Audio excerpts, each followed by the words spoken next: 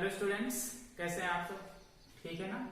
Okay, चलिए start करते हैं। आज काफी लेट हो गया है लेक्चर बनाने के लिए, तो आज थोड़ी फालतू वाली बातें कम करेंगे और स्टार्ट करते हैं। कल हम आपको मॉल कंसेप्ट पढ़ा रहे थे और मॉल कंसेप्ट के दो लेक्चर आपको बताया, दो लेक्चर मॉल कंसेप्ट पे बने हुए हैं। ठीक है, कल न्यूमेरिकल करवाया था, कुछ होमवर्क दिया था आप लोगों को करने के लिए और वो आप लोग कर चुके होंगे क्योंकि कोई पूछता तो है नहीं, तो इसका मतलब होमवर्क उनके हो चुके होंगे। हम तो ये उम्मीद करेंगे ना, अगर कोई नहीं पूछेगा तो हमारी तो उम्मीद यही रहेगी, इसका मतलब आप लोग वो कर चुके हैं। ठीक है, चलिए उसको छोड़ते हैं। आज हम नया टॉपिक स्टार्ट करते हैं उसी चैप्टर में। चैप्टर फर्स्ट ही अभी केमिस्ट्री का चल रहा है, जिसमें आपको कुछ बेसिक कंसेप्ट केमिस्ट्री के बताए जाएंगे।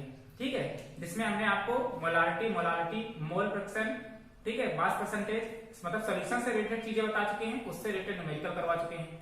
ठीक है, इससे पहले मोल कंसेप्ट आपको पढ़ा दिया है, मोल कंसेप्ट से रिलेटेड आपको क्वेश्चन करवा दिए हैं। ये आपके पास में है आज नया टॉपिक, जिसमें आपको परसेंटेज कंपोजिशन के बारे में बताया जाएगा, मॉलिक्यूलर फार्मूला से क्या होता है उसके बारे में बताया जाएगा और इंपीरिकल फार्मूला क्या होता है। इसके अलावा एक और फार्मूला होता है जिसको स्ट्रक्चरल फार्मूला कहा जाता है। ठीक है, तीन तरीके हैं जिसमें से आपको आज उसके बारे में ही डिस्कस करेंगे हम लोग। ठीक है, एक तो परसेंटेज कंपोजिशन क्या है, दूसरा इंपीरिकल फार्मूला क्या है और तीसरा आपके पास में मॉलिक्यूलर फार्मूला क्या है और एक स्ट्रक्चरल फार्मूला क्या होता है। ठीक, चलिए अच्छा परसेंटेज कंपोजिशन से ही स्टार्ट करते हैं कि परसेंटेज कंपोजिशन का मतलब क्या है। ठीक है, परसेंटेज कंपोजिशन का मतलब ये होता है, जैसे हम आपसे ये कहें कि H2O है वाटर, ठीक है, और वाटर में हम आपसे कहें कि हाइड्रोजन का परसेंटेज कितना होगा, या हम ऑक्सीजन में H2O में कहें कि ऑक्सीजन का परसेंटेज कितना होगा, या सपोज कोई दूसरा फार्मूला ले लेते हैं जैसे C6H12O6 ग्लूकोज है, तो इसमें अगर हम पूछ रहे हैं कि कार्बन का परसेंटेज कितना है या हाइड्रोजन का परसेंटेज कितना है या ऑक्सीजन का परसेंटेज कितना है, तो फिर कैसे कैलकुलेट करोगे। ठीक है, तो इसको कैलकुलेट करना है आपको और ये हम आपको आज बताएंगे। तो सबसे पहले परसेंटेज कंपोजिशन से ही स्टार्ट करते हैं। पहला टॉपिक हमारा यही रहेगा, परसेंटेज कंपोजिशन। इसका फार्मूला क्या होता है परसेंटेज कंपोजिशन का, कि mass of component of compound divided by total mass of compound. Actually में निकाल क्या रहे हैं परसेंटेज, तो इसको 100 से क्या कर देंगे, मल्टीप्लाई कर देंगे। ठीक है, मतलब आपको जैसे कंपाउंड का मतलब कोई कंपाउंड जैसे H2O हो गया, C6H12O6 हो गया, इथेन हो गया, मीथेन हो गया, ब्यूटेन हो गया, कुछ भी हो गया, ठीक है, वो कंपाउंड है और उस कंपाउंड के अंदर जिस कंपोनेंट का आपसे परसेंटेज पूछा है उसका मास यहां रखेंगे ऊपर, और नीचे टोटल कंपाउंड का क्या रखा जाएगा, मास रखा जाएगा। कौन सा मास, मॉलिक्यूलर मास। ठीक है, जैसे हम आपसे, चलिए फार्मूला नोट डाउन कर लीजिएगा। अब हम आपको एग्जांपल एक करवाते हैं। जैसे हम आपसे कहें कि टू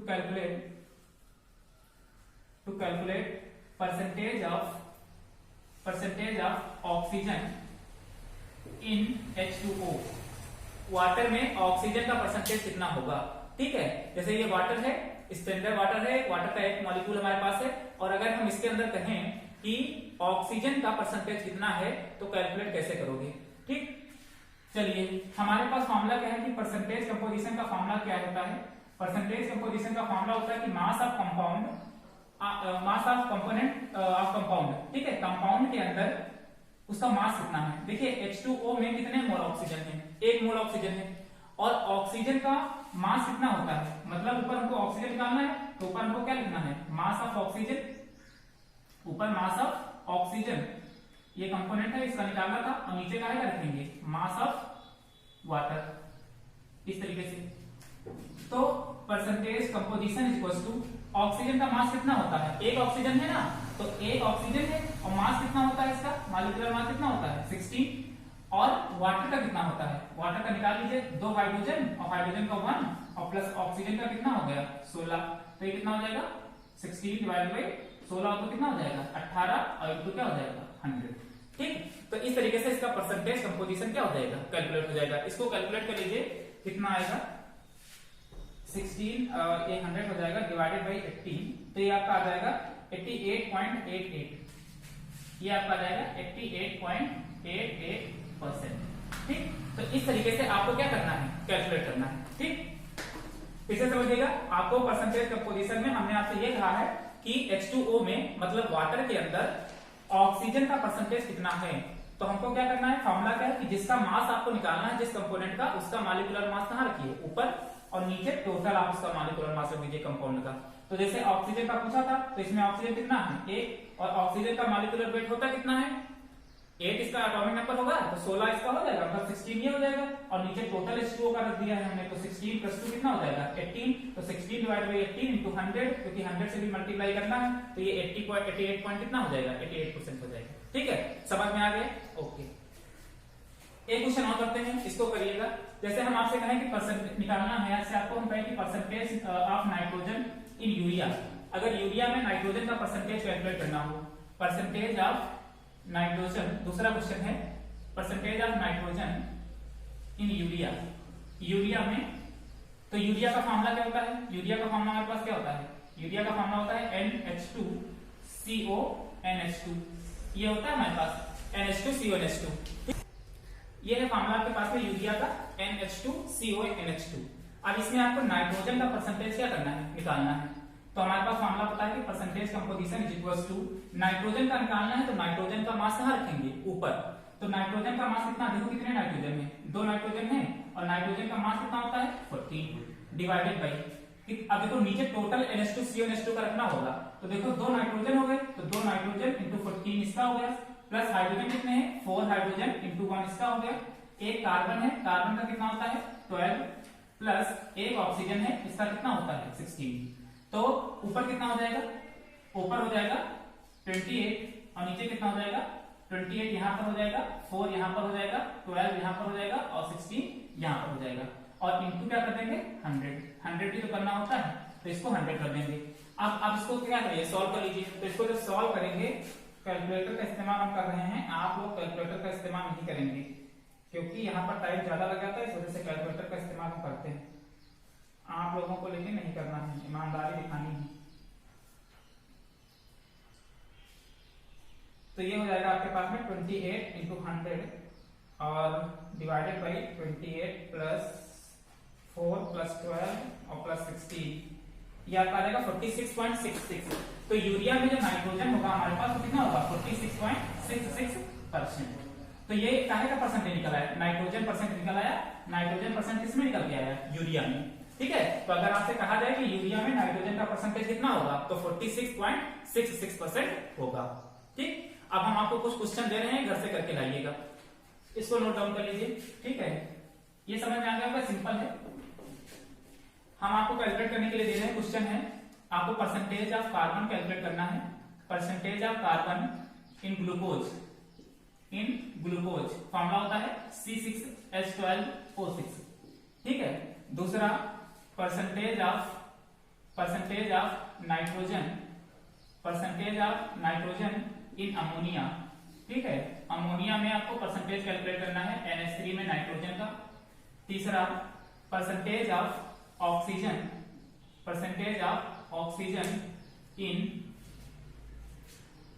इन लाइन CaO।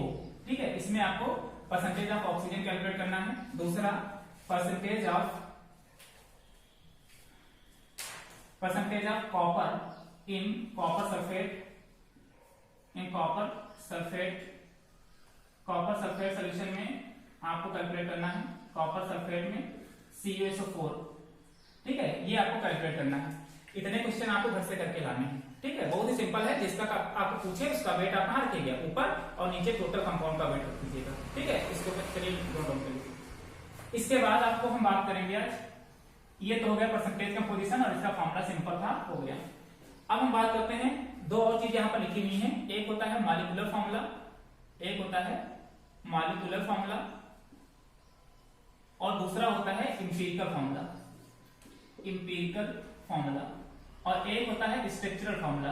तो स्ट्रक्चरल फॉर्मूला की अलग चीज है, उसको बाद में बात कर लेंगे। तो मॉलिक्यूलर फॉर्मूला और एम्पिरिकल फॉर्मूला दोनों में बेसिक डिफरेंस क्या होता है। ठीक है, जैसे हम आपको एक एग्जांपल ले लेते हैं। एग्जांपल है, जैसे आपके पास में ग्लूकोज का ही ले लें, C6H12O6, ये ग्लूकोज है। ठीक है, मतलब अगर किसी का एक्चुअल वैल्यू रखी जाए, अगर जो भी कंपोनेंट इसके अंदर हैं, ठीक है, अगर कार्बन के कितने मॉलिक्यूल्स हैं हमारे पास, हाइड्रोजन के कितने मोल्स हैं हमारे पास और ऑक्सीजन के कितने मोल्स हैं, अगर इनकी एक्चुअल वैल्यू रखी जाती है तो उनको क्या कहा जाता है, मॉलिक्यूलर फॉर्मूला कहा जाता है। ठीक है, मतलब जो ये यहाँ पर रेशियो रखे गए हैं, ये अगर ये एक एक्चुअल वैल्यू है, मतलब एक्चुअल वैल्यू अगर कंबाइन करी गई है तो आपके पास में क्या हो जाएगा, मॉलिक्यूलर फॉर्मूला। लेकिन अगर इसी को सिंपलेस्ट फॉर्म में रख दिया जाए, सिंपलेस्ट फॉर्म का मतलब क्या है, जितना ज्यादा इसको आप सिंप्लीफाई कर पाए, जैसे आपके पास में हमें एक एग्जांपल बताते हैं, जैसे 14/12 लिखा है, तो अभी इसको और ज्यादा सिंप्लीफाई किया जा सकता है। जैसे इसको काट सकते हैं 7 से और इसको, तो अब इससे ज्यादा नहीं कर सकता, तो अब इसका सिंपलेस्ट फॉर्म क्या लिखा है, 7/6 लिखा है। उसी तरीके से इसका भी सिंपलेस्ट फॉर्म लिखा जा सकता है, मतलब इसको किससे डिवाइड किया जाए कि ये कट सकता है। देखो यहाँ पर 6 है, 12 है, 6 है, तो अगर इसको 6 से डिवाइड कर दें तो क्या हो जाएगा 1, और यहाँ पर क्या हो जाएगा, देखो ये 1 हो जाएगा, और हाइड्रोजन कितना हो जाएगा 6, और यहाँ पर हो जाएगा 2, और यहाँ पर कितना हो जाएगा, ऑक्सीजन कितना हो जाएगा 1। तो ये C1H21 जो लिखा हुआ है, ये इसका सिंपलेस्ट फॉर्म लिखा हुआ है। तो इंपीरिकल फॉर्मूले का मतलब क्या होता है, किसी का सिंपलेस्ट, सिंपल क्या होती है स्पेलिंग, सिंपल गलत है, सिंपलेस्ट फॉर्म या सिंपलेस्ट रेशियो कह सकते हो, या सिंपल रेशियो लिख सकते हो। किसी का सिंपल रेशियो अगर लिखा जाए तो वो क्या कहलाता है, उसका इंपीरिकल फॉर्मूला कहलाता है। ठीक है, एक एग्जांपल और ले लेते हैं, दूसरा एग्जांपल जैसे आपके पास में हम ले लेते हैं C2H6। ठीक है, ये आपके पास में पता है कि 2 कार्बन है, तो मेथ इथेन का फॉर्मूला लिखा हुआ है। अब ये अगर ये इथेन का फॉर्मूला लिखा है तो इसको सिंपलेस्ट फॉर्म में कैसे लिख सकते हैं, सिंपलेस्ट फॉर्म में अगर इसको हम क्या करें, 2 से डिवाइड करें, 2 से, तो कितना हो जाएगा 2 यहां पर, और यहां पर कितना हो जाएगा 3, तो इसको हम क्या लिख सकते हैं CH3। तो ये इसका क्या हो जाएगा, सिंपलेस्ट फॉर्म हो जाएगा। मतलब किसी को उसके सिंपलेस्ट फॉर्म में रखना ये क्या कहलाता है, उसका इंपीरिकल फॉर्मूला कहलाता है। ठीक है, कोई भी चीज है जैसे आपके पास में उसको आप उसके रेशियो में क्या करते हैं, जैसे ब्यूटेन की बात करते हैं, ब्यूटेन, तो ब्यूटेन का फॉर्मूला क्या होता है C4। ठीक है, और H कितना हो जाएगा आपके पास में, अच्छा उसका फॉर्मूला निकालने का क्या होता है CnH2n+2, यही तो होता है फॉर्मूला किसी का निकालने का। अगर कोई आपके पास एल्केन ग्रुप है और आपको उसका फॉर्मूला बनाना तो यहां से बना लेंगे, यहाँ पर 4 है तो यहाँ पर कितना हो जाएगा 4 और 2 8 और कितना हो जाएगा 10, तो C4H10। अब इसको सिंपलेस्ट फॉर्म में कितना लिख सकते हैं, मतलब इसको कितना किससे काटे, अगर 2 से काटे देखो तो 2 और ये कितना हो जाएगा 5, तो इसको क्या लिख सकते हैं C2H5। तो इस तरीके से किसी को उसके सिंपल फॉर्म में रखना ही क्या कहलाता है, इंपीरिकल फॉर्मूला, और एक्चुअल वैल्यू जो उसकी रखी जाएगी वो क्या कहलाएगा, मॉलिक्यूलर फॉर्मूला कहलाएगा। ठीक है, मतलब जितने मोल वहां पर हैं, अगर वो मोल एक्चुअल वैल्यू हैं, एक्चुअल वैल्यू में रख दी जाए तो मॉलिक्यूलर फॉर्मूला, अगर उसको सिंपल करके रख दिया जाए, सिंपल रेशियो में काट करके रखा जाए तो वो क्या हो जाएगा, इंपीरिकल फॉर्मूला। अब अगर इसी को स्ट्रक्चर के फॉर्म में बना दें तो वो स्ट्रक्चरल फॉर्मूला, जैसे आपके पास में ये लिखा था C4H10 ब्यूटेन था, C4H10, तो इसको एक स्ट्रक्चर के फॉर्म में बना दे, 1 2 3 4, 4 कार्बन हो गए। ठीक है, हर एक कार्बन की वैलेंसी आपको पता है कि इसके साथ में कितने कार्बन के साथ में कितने हाइड्रोजन होते हैं 4, तो ये हमारे पास 3 यहां पर हो जाएंगे, एक बॉन्ड बनाएगा, 2 यहां पर हो जाएंगे ऐसे करके, 2 यहां पर हो जाएंगे, और ये 2 मिलकर के 4, और एक यहां पर 3 हो जाएंगे। ये आपने खूब पढ़ा है हाई स्कूल में, आईपीएससी नेम पढ़ाता था।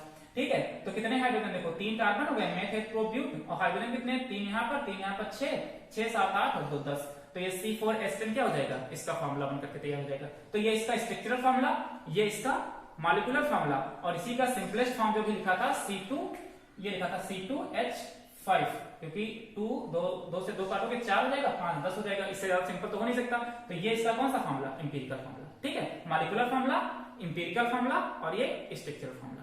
ठीक, अब इन्हीं सबका यूज करके, इन सबका यूज करके आपको इंपीरिकल फॉर्मूला बनाना होगा और उसका मॉलिक्यूलर फॉर्मूला बनाना होगा। मतलब आपको कुछ कंपोनेंट्स के परसेंटेज आपको दिए होंगे और कहेंगे कि आप इसका यूज करते हुए इसका फॉर्मूला बताइए कि क्या बनकर के तैयार होगा। ठीक है, तो उसको हम डिस्कस करते हैं। ये चीजें तो समझ में आए कि मॉलिक्यूलर फॉर्मूला क्या होता है और इंपीरिकल फॉर्मूला क्या होता है और स्ट्रक्चरल फॉर्मूला क्या होता है। ओके, चलिए ठीक है, उसकी बात कर लेते हैं। एक क्वेश्चन ले लेते हैं, उसके बाद उसको हम सॉल्व करते हैं। ठीक लगनी है।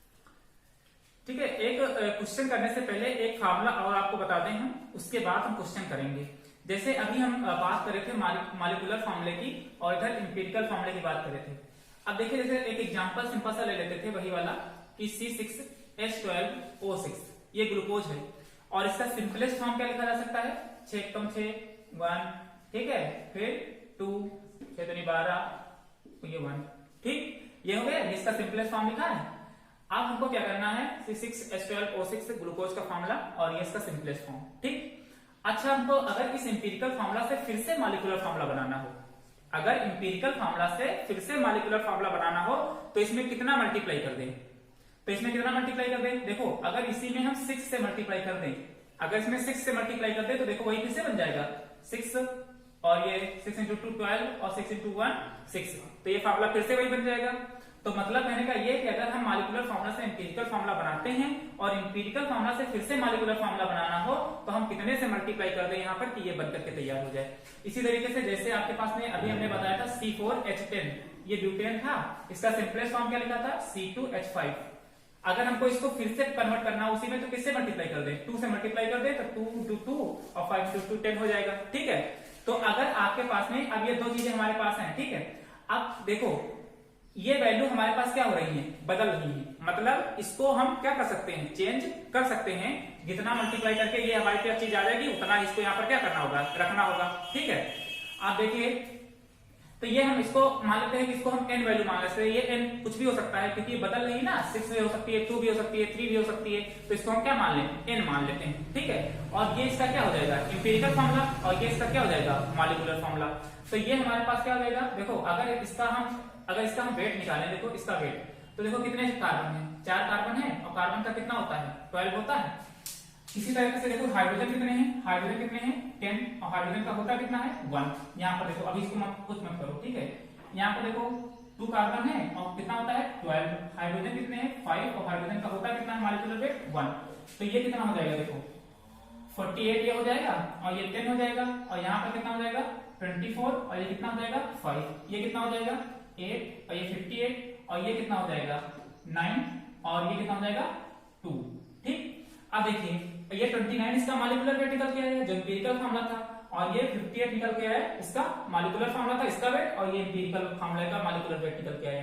अब हमको इस इंपीरिकल फॉर्मूले के मॉलिक्यूलर वेट को मॉलिक्यूलर फॉर्मूले के मॉलिक्यूलर वेट में कन्वर्ट करना है तो हमको कितना मल्टीप्लाई करना होगा, 2 से मल्टीप्लाई कर देंगे, 2 से मल्टीप्लाई कर देंगे तो कितना हो जाएगा 58 हो जाएगा। उसी तरीके से अभी जो फॉर्मूला हमने यहाँ पर बनाया था इसमें भी अगर हम 2 से मल्टीप्लाई कर दे तो किसमें कन्वर्ट हो जाएगा, इसमें, मतलब इन दोनों का रेशियो क्या है सेम। तो ये क्या लिखा है आपके पास में, इंपीरिकल वेट लिखा है, इंपीरिकल फॉर्मूले का वेट है, समझो, इसको इंपीरिकल वेट मान लेते हैं, इसको हम n नंबर दे देते हैं क्योंकि ये नंबर कुछ भी हो सकता है क्योंकि फॉर्मूले तो अलग अलग हो सकते हैं ना, और ये इसका क्या हो जाएगा मॉलिक्यूलर वेट हो जाएगा। तो इनके बीच में एक रिलेशनशिप बनकर के तैयार हो जाएगा। अब वो रिलेशनशिप क्या हो जाएगा कि molecular weight equal to n into empirical weight. तो अगर n इक्वल टू हम रखें तो n इक्वल टू कितना हो जाएगा molecular weight divided by empirical weight. ठीक है, इंपीरिकल वेट। तो इस तरीके से इस n की वैल्यू हम क्या कर सकते हैं, फाइंड आउट कर सकते हैं। तो यहां से एक फार्मूला बन जाएगा n equal to molecular weight upon empirical weight. आया समझ में? ओके, चलिए अब हम क्वेश्चन करते हैं।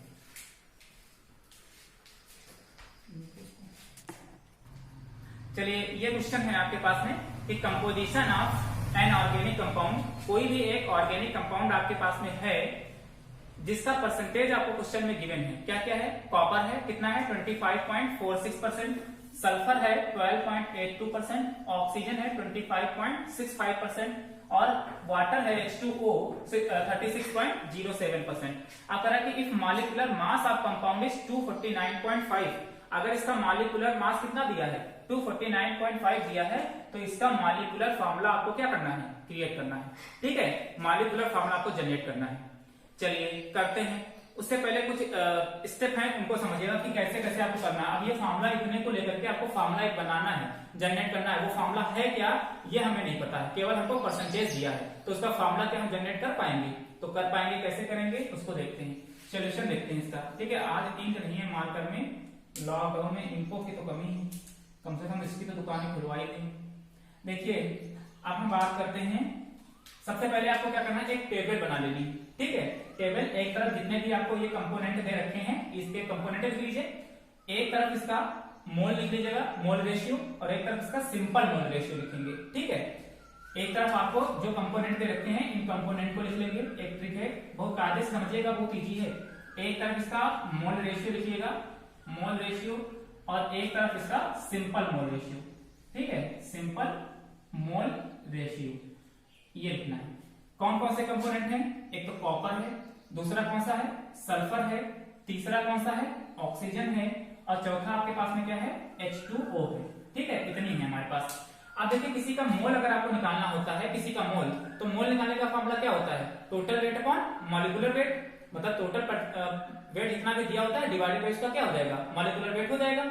चलिए, तो कॉपर है, कॉपर कितना है? 25.46%, 25.46%, और कॉपर का मॉलिक्यूलर वेट कितना होता है? एटॉमिक नंबर कितना होता है इसका? 29, तो 29 इंटू 2 प्लस 5 तो कितना हो जाएगा? ये हमने ट्रिक बताई थी मॉलिक्यूलर वेट निकालने की, कितना 2 से मल्टीप्लाई करके एटॉमिक नंबर में और कितना जोड़ा जाता है।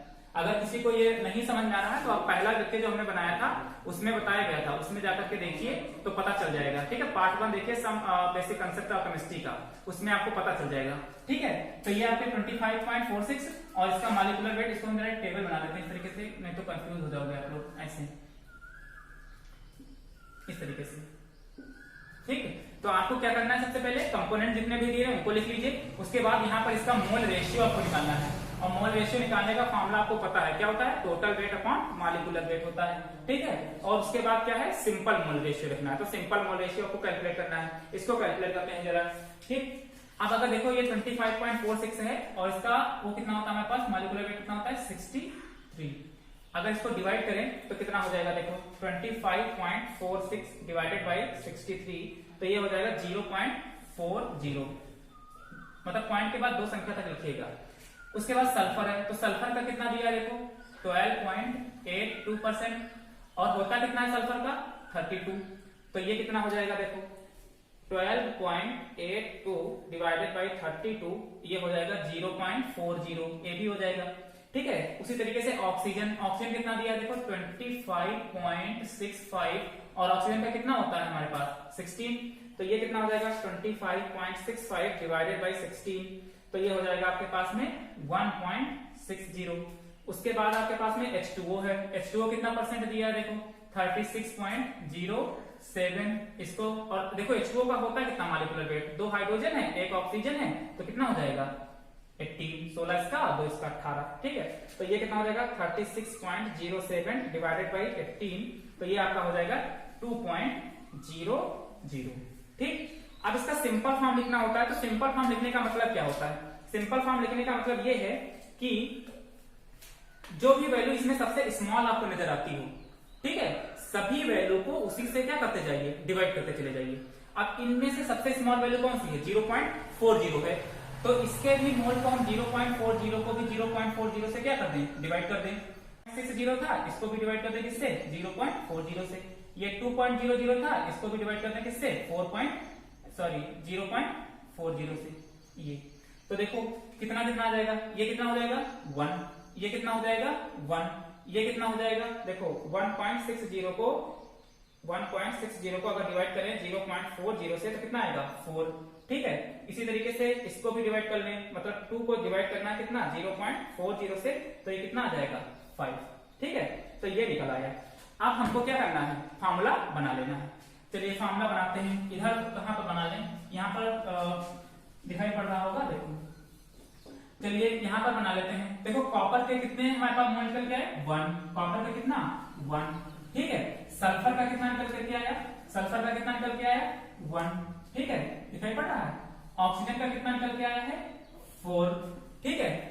और H2O का कितना निकल के आया है? 5। तो देखो H2O टोटल है ना, तो हम इसको ऐसे करके भी तो लिख सकते हैं 5H2O, ठीक है, क्योंकि हम ऐसे करके चाहे लिख लेते हैं 5 यहाँ पर, या तो डाल के आगे 5 लगा लेंगे, तो लिखने का तरीका यही होता है ना, क्योंकि H2O में 2 मॉलिक्यूल्स हमारे पास थे, ठीक है। तो इसको हम क्या लिख सकते हैं? इसको और सिंपल फॉर्म में क्या लिख सकते हैं? CuSO4.5H2O, ठीक। तो ये कौन सा फॉर्मूला निकल के आया? ये कौन सा फॉर्मूला हो गया? इसका इंपीरिकल फॉर्मूला हो गया। कौन सा फॉर्मूला हो गया? इंपीरिकल फॉर्मूला हो गया, ठीक है। तो इंपीरिकल फॉर्मूला क्या निकल के आया? CuSO4.5H2। आया समझ में? एक बार फिर से कर देते हैं रिपीट, कि आपको जो क्वेश्चन दिया होगा उसमें कुछ कंपोनेंट के आपको परसेंटेज दिए होंगे। हमने एक तरफ कंपोनेंट सारे लिख लिए, ठीक है, एक तरफ उसका मोल रेशियो लिख लिया और एक तरफ सिंपल मोल रेशियो लिख लिया, ठीक है। अब कंपोनेंट कॉपर दिया था, सल्फर दिया था, ऑक्सीजन दिया था, वाटर दिया था। मोल का फार्मूला पता है, total weight upon molecular weight. Total weight आपको गिवन था, मॉलिक्यूलर वेट हमको पता है, आया कितना 0.40। Total weight molecular weight, total weight molecular weight, इसी तरह सबको रखते चले गए। अब आपको इसी का सिंपल मोल रेशियो निकालना था। सिंपल मोल रेशियो का मतलब इसको कन्वर्ट करके, तो जो इसमें से स्मॉलेस्ट नंबर हो उसी से सबके मोल को क्या करते जाइए, डिवाइड करते चले जाइए। 0.40 को इससे डिवाइड कर दिया, क्योंकि सबसे छोटी संख्या यही थी, इसको भी डिवाइड किया, इसको भी डिवाइड किया, इसको भी डिवाइड किया, तो कितना आया 1 आया, इसमें 1 आएगा, इसमें 4 आया, इसमें कितना आया 5 आया। ठीक है, तो इसको लेकर के हमने क्या कर दिया, फार्मूला बना दिया। कॉपर का 1 था, सल्फर का 1 था, ऑक्सीजन का कितने थे 4 थे, और पूरे H2O कितना था 5 मोल था, तो इसके आगे हमने 5 लगा लिया, तो डॉट क्या हो गया 5H2O। तो ये इसका एम्पिरिकल फार्मूला पता चल गया, CuSO4.5H2O। अब आपको क्या करना है, इसका मॉलिक्यूलर फार्मूला क्या करना है, कैलकुलेट करना है। तो अगर मॉलिक्यूलर फार्मूला आपको कैलकुलेट करना है, लेकिन मॉलिक्यूलर वेट आपको क्वेश्चन में क्या है दिया है, मॉलिक्यूलर मास आपको क्वेश्चन में दिया है, तो हमको पता है कि अगर इसका हमको मॉलिक्यूलर फार्मूला निकालना है, तो अभी हमने इससे पहले फार्मूला आपको बताया था कि molecular mass is equal to n into empirical formula या इंपीरिकल वेट। तो अगर इंपीरिकल वेट से मॉलिक्यूलर वेट में कन्वर्ट होना है तो n से क्या करना होता था, मल्टीप्लाई करना होता था। तो अगर हमको उस n की वैल्यू पता चल जाए, अगर उस n की वैल्यू पता चल जाए तो हम मॉलिक्यूलर फार्मूला इसका क्या कर सकते हैं, आराम से बना सकते हैं। चलिए बनाते हैं। हमको फार्मूला ये पता था कि अगर हमको इंपीरिकल फार्मूले को मॉलिक्यूलर फार्मूले में चेंज करना है तो हमको क्या करना होता था, यही तो करते थे कि molecular mass is equal to n into empirical mass. यही तो किया करते थे अभी हम, इंपीरिकल मास यही तो करते थे। तो n इज इक्वल टू कितना हो जाएगा, molecular mass divided by empirical mass. ठीक है, इंपीरिकल मास, कहीं स्पेलिंग गड़बड़ हो जाए तो देख लेना, जल्दी गड़बड़ हो जाता है। n is equal to molecular mass आपको क्वेश्चन में गिवन था, कंपाउंड का कितना है 249.5। ठीक है, अच्छा इसका हम इंपीरिकल जो मास है इसको हम निकाल सकते हैं। देखो इंपीरिकल मामला है तो इंपीरिकल मास भी इसका निकाला जा सकता है। ठीक है, यहाँ पर दिखाई पड़ रहा है, देखो तो ये कॉपर का कितना हो जाएगा, कॉपर का देखो यहाँ दिखाई पड़ रहा है, यहाँ पर दिखाई पड़ रहा है, देखिए कॉपर का कितना है, कॉपर का हमारे पास कितना है, अच्छा कॉपर का, हाँ कॉपर का एटॉमिक वेट कितना होता है 63, प्लस सल्फर का कितना होता है 32। देखिए ऑक्सीजन कितने हैं, 4 ऑक्सीजन यहाँ पर है और 5 यहाँ पर है, तो टोटल ऑक्सीजन कितने हैं 9। तो और ऑक्सीजन का होता कितना है ऑक्सीजन का 16, प्लस हाइड्रोजन कितने हैं 10, और इसका एटॉमिक वेट कितना होता है 1। तो इसको पूरा कैलकुलेट करो, कितना आ जाएगा, कैलकुलेट करने पर ये आ जाएगा, ये हम क्या निकाल रहे हैं, ये इसी का इंपीरिकल मास निकाल रहे हैं। ठीक है, तो 63 प्लस 32 प्लस 9 इंटू 16 प्लस 10, तो ये आ जाएगा 249। जैसे वो हम निकालते हैं ना, जैसे मॉलिक्यूलर वेट निकालते थे वैसे इंपीरिकल मास निकाल लेते हैं। ठीक है, तो ये 249 से इसको यहाँ पर क्या कर दें, डिवाइड कर दें। तो अगर हम इसको डिवाइड करें 249.5 डिवाइडेड बाई 249, आप लोग भी घर पे कैलकुलेट कर लीजिएगा, तो ये 1.00 करके आएगा, मतलब इसको क्या कर दें 1, तो n की वैल्यू क्या आ जाएगी 1। ठीक है, अब n की वैल्यू बना गई। अब आपको क्या करना है, मॉलिक्यूलर फार्मूला बनाना है। तो मॉलिक्यूलर फार्मूला बनाने के लिए आपको क्या करना होगा, तो मॉलिक्यूलर फार्मूला बनाना है अगर, तो molecular formula is equal to क्या होता है formula, molecular formula is equal to n into empirical formula, यही तो होता है n इंटू इंपीरिकल फार्मूला, इस तरीके से। तो देखो इंपीरिकल फार्मूला क्या था, CuSO4.5H2O, और इसी को उठा करके कहां से मल्टीप्लाई करते हैं 1 से, क्योंकि n की वैल्यू क्या निकल के आएगी 1, तो इसका मॉलिक्यूलर फार्मूला भी क्या निकल के आएगा, मॉलिक्यूलर फार्मूला भी जो इसका होगा वो भी क्या निकल के आएगा CuSO4.5H2O। तो ये इसका क्या हो जाएगा इंपीरिकल फार्मूला, ये 5 लिखा है, सिंपल है, कुछ है नहीं। ठीक है, तो इस तरीके से आपको क्या करना है, किसी का मॉलिक्यूलर फार्मूला क्रिएट करना है। आया समझ में? चलिए एक क्वेश्चन हम आपको दे रहे हैं, घर से करके लाइएगा, बहुत ही सिंपल है। आपको सबसे पहले जितने भी परसेंटेज दे रखे हैं उन कंपोनेंट के एक तरफ वैल्यू लिख लीजिए, उसके बाद उसका मोल रेशियो लिख लीजिए, उसके बाद उसका सिंपल मोल रेशियो लिख लीजिए, उसके बाद जो वैल्यू वहां पर आए सिंपल मोल रेशियो में उसको लेकर के एक फार्मूला बना दीजिए। उस फार्मूला बनाने के बाद उसका इंपीरिकल मास निकाल लीजिए, जैसे मॉलिक्यूलर मास निकालते हैं। उसके बाद आपको पता है कि अगर इंपीरिकल फार्मूले को मॉलिक्यूलर फार्मूले में बदलना है या इंपीरिकल मास को मॉलिक्यूलर मास में बदलना है, तो एक n से वैल्यू से क्या करते हैं, मल्टीप्लाई करते हैं। अगर इस n की वैल्यू आपको पता चल जाए तो हम उसमें उठा करके मल्टीप्लाई करते हैं इंपीरिकल फार्मूले में, तो क्या पता चल जाएगा, मॉलिक्यूलर फार्मूला पता चल जाएगा। तो वही हमने काम किया, n equal to molecular formula upon empirical formula. ये क्वेश्चन में गिवन था, ये हमने यहाँ से कैलकुलेट कर लिया क्योंकि हमको एम्पिरिकल फॉर्मूला पता था। तो n की वैल्यू निकल आई, जो n की वैल्यू निकल के आई उसको हमने एम्पिरिकल फॉर्मूले में क्या कर दिया, मल्टीप्लाई कर दिया, तो क्या पता चल गया, ये फॉर्मूला पता चल गया। ठीक है, तो इस तरीके से आपको किसी का मॉलिक्यूलर फॉर्मूला बना सकते हैं। ठीक, चलिए एक क्वेश्चन हम आपको देते हैं जो घर से करके लाइएगा। ठीक है, आपके स्क्रीन पे दिखाई पड़ रहा है, क्वेश्चन करके लाइएगा इसको। ठीक है, दिखाएं इसको बंद करो। देखिए आपके स्क्रीन पे जो क्वेश्चन दिखाई पड़ रहा है, क्वेश्चन क्या है देखो, determine the empirical formula of that compound which has 26.6% potassium, 35.4% chromium, 38.0% oxygen. Given आपको क्या क्या है, आपको गिवन है पोटेशियम इक्वल टू 39.1, क्रोमियम का आपको दिया है 52, ऑक्सीजन का 16। तो ये जो आपको ब्रैकेट के अंदर दिया है, गिवन है, ये इसका मॉलिक्यूलर वेट आपको दिया है। ठीक है, तो आपको इंपीरिकल फार्मूला केवल जनरेट करना है, इसमें मॉलिक्यूलर फार्मूला आपको नहीं निकालना है। तो जो टेबल बनाई थी, मोल रेशियो निकालिए, सिंपल रेशियो निकालिए और फार्मूला बना दीजिए सीधे सीधे। ठीक है, दूसरा क्वेश्चन जो आपके स्क्रीन पे अभी समय दिखाई पड़ रहा है, इसमें देखो क्या है, इसमें कि ratio of elements carbon, hydrogen and nitrogen in a compound is 9:1:35. Calculate its empirical formula if its molecular mass is 108. Calculate its molecular formula also. ठीक है, इसमें देखिए आपको क्या कह रहा है कि कार्बन का रेशियो आपको दिया है, तो मतलब ये रेशियो में दे रखा है, तो इसका मतलब क्या होगा कि कार्बन 9% है, हाइड्रोजन 1% है और आपका जो नाइट्रोजन है वो 3.5% है। तो आपको इंपीरिकल फार्मूला निकालना है। जब इंपीरिकल फार्मूला निकल आए तो आप क्या निकाल लीजिएगा, मॉलिक्यूलर फार्मूला निकाल लीजिएगा। आपको मॉलिक्यूलर फार्मूला निकालना अभी बताया था कि कैसे निकालते हैं। एन की वैल्यू निकाल करके इंपीरिकल फार्मूला में क्या कर दीजिएगा, मल्टीप्लाई कर दीजिएगा। मॉलिक्यूलर वेट आपको क्वेश्चन में क्या है, गिवन है। ठीक है, चलिए ये दो क्वेश्चन आपको हम दे रहे हैं। ठीक है, ये दो क्वेश्चन हम आपको दे रहे थे और ये दो क्वेश्चन आपको करके लाने हैं। ठीक है, बाकी अगर कोई प्रॉब्लम आती है तो इस नंबर पर 9792107671 पर कॉल करके या व्हाट्सएप करके आप मालूम कर सकते हैं। ठीक है, बाकी आप जो क्वेश्चन आपको दिए गए हैं इसको सॉल्व करिएगा। कल हम आपको बात करेंगे इसी लेक्चर में लिमिटिंग रिएजेंट क्या होता है और स्टोइचियोमेट्रिक कोफिशिएंट के बारे में बात करेंगे। उसके बाद कुछ थियरीज हैं, ये होने के बाद आपका ये लेक्चर खत्म हो जाएगा, मतलब आपका ये चैप्टर समाप्त हो जाएगा। ओके, चलिए आज के लिए इतना ही, बाकी की बातें कल करेंगे। ठीक है, ओके बाय।